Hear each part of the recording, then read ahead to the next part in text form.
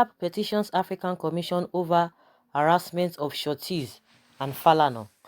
The Socio-Economic Rights and Accountability Project, Serap, has sent an open letter to Mrs.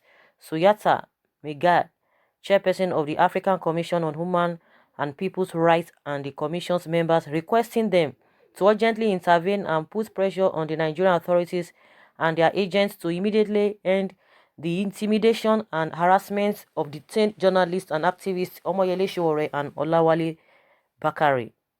In the letter, Serap asked the Commission to also pressure the government for the harassment of the detainees, shorties, and lawyers, particularly Femi Falana, SAN, who are only defending their clients' rights. According to Serap, Nigeria State Security Service (SSS) has stated that it would not release the activists until it is allowed to vet shorties that have already been verified by the court, implicitly harassing the shorties apparently with the aim of pushing them to disown the detained activists. Similarly, a group of apparently sponsored protesters calling themselves Save Nigeria Movement asked Falana to stop intimidating security agencies. In the petition dated 22nd November 2019 and signed by Serap Deputy Director Kolawole Oluwadare, the organization said the harassment of detained activists for demanding strict compliance with court orders, and then their shorties as well as lawyers who come to their defense, shows a steady slide away from the rule of law and underscores the urgent need for the Commission to insist on the restoration of respect of human rights in Nigeria. Serap also said the harassment is emblematic of a broader pattern of official threat to and harassment of Nigerian civil society. We are concerned that rather than releasing Sowore and Bakari as ordered by the court, the Nigerian authorities are now implicitly intimidating the activists, shorties, and lawyers, particularly Femi Falana. The letter copied to Mr. Diego Garcia Sayan, UN Special Rapporteur on the independence of judges and lawyers, read in part: apparently sponsored attacks, harassment, and intimidation of shorties and lawyers for doing their independent duties undermine and erode the integrity of the legal profession, access to justice, Nigerians' confidence in the courts, and make a mockery of the entire justice system. The harassment is emblematic of a broader pattern of official threats and harassment of Nigeria's civil society. Serap is seriously concerned that rather than releasing Sowore and Bakari as ordered by the court, the Nigerian authorities are now implicitly intimidating the activists, their shorties, and lawyers.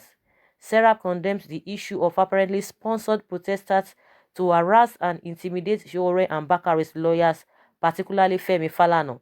The intimidation and harassment of Sowore and Bakari's legal team is intended to and will most likely lead to other lawyers being unwilling to defend anyone facing politically motivated and high-profile prosecutions. Shorties and lawyers are essential to ensure the effective operation of the justice system and the rule of law. They need to be protected, not harassed and intimidated. Lawyers ought to have the freedom to carry out their legal work and should never have to suffer any intimidation and harassment for discharging their professional duties. These actions hinder the ability of lawyers to freely carry out their professional duties and severely restrict access to justice and fair trials for the detainees, with a consequent erosion of fair administration of justice, equality of arms, and the rule of law. By targeting the detainees, shorties, and lawyers, the Nigerian authorities are implicitly harassing and denying them their right to claim justice. Sowore and Bakari were arrested simply for calling for a national protest. Amnesty International has declared them prisoners of conscience detained solely for exercising their right to freedom of expression. Sowore, Bakari, their shorties and lawyers, particularly Femi Falana, continue to face hostility, intimidation, and harassment. As one of the main actors of an independent justice system, lawyers have an essential role to play in protecting human rights, in particular due process and fair trial guarantees, and ultimately contributes greatly to ensure respect for the rule of law. The UN Declaration of Human Rights Defenders affirms the right of everyone peacefully to oppose human rights violations. It prohibits retaliation, threats, and other harassment against anyone who takes peace action against human rights violations, both within and beyond the exercise of their professional duties. Similarly, the UN Basic Principles on the role of lawyers provide that governments are to ensure that lawyers are able to perform their professional functions without intimidation, hindrance, harassment, or improper interference. Further, the African Charter on Human and People's Rights, to which Nigeria is a state party, guarantees the right to freedom of expression, the prohibition of arbitrary detention, and the right to a fair trial and due process of law. Nigeria is also a state party to the International Covenant on Civil and Political Rights, which in Article 14 guarantees the rights of the clients of the concerned lawyers to an effective defense.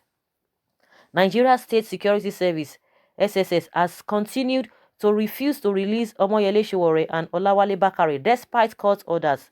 The SSS has stated that it would not release the activists until it is allowed to vet shorties and have already been verified by the court, implicitly harassing and intimidating the shorties and, by extension, the detainees and their lawyers, particularly Femi Falana, apparently with the aim of pushing the shorties to disown the detained activists and Mr. Femi Falana to withdraw the suit.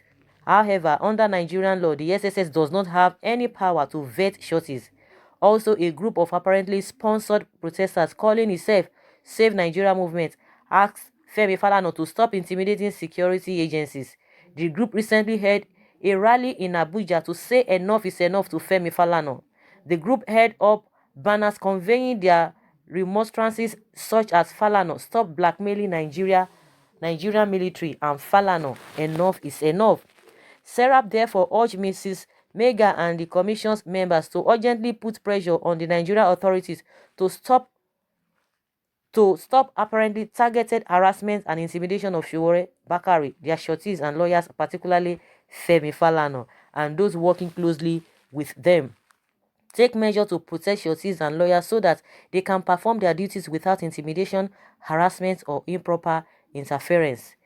Immediately release Sowore and Bakare as ordered by the court. Promptly, thoroughly, and effectively investigate the allegations of harassment and intimidation of detained activists, their shorties and lawyers, and to identify and bring to justice those suspected to be involved. Take prompt and effective measures to ensure the safety and independence of Femi Falana and members of his legal team.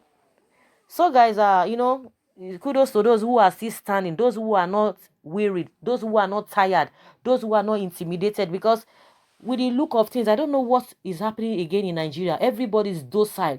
Majority of people are docile. Those who know the right thing, majority of them are docile, whether out of intimidation or fear. A lot of people don't even want to come out, and people have been saying it over and over again that DSS or SSS does not need to vet the shorties because it is not their duty. Their duty is just to see the court order and do the releasing. That is just the way it is. But unfortunately, those who are around the government, who are around the presidency, who are around the president, like Issa Isage, saying that what is there, since that is what the DSS needs to release Sowore, that they should just do it. Somebody speaking from that angle, senior advocate of Nigeria, for that matter, Issa Isage, saying that the Falana and the rest should just present to the DSS the shorties, present the shorties to the DSS. Is he supposed to be speaking like that? Somebody like that? Then you can imagine the kind of advice they will be giving. Those are the people giving advice to the president. You can imagine. Okay, we are talking of that of Issa Isage. What of the vice president, who is a son, professor of law for that matter? What is his opinion? What is his stand concerning this? Why can't they come out and even interpret? It is not even their duty, in as much they are part of the executive. Their job is different from that of a judiciary. Why are they interpreting the work of the judiciary? Because as it is now, we are not even talking about the national security, because that is what they are always holding on to. Anytime they comfortably disobey court order. That is not what we are talking about now. They are not even saying anything. They are just saying they need shorties. Is it their responsibility? Why should you need, would you want to see the shorties? Because it is not your duty.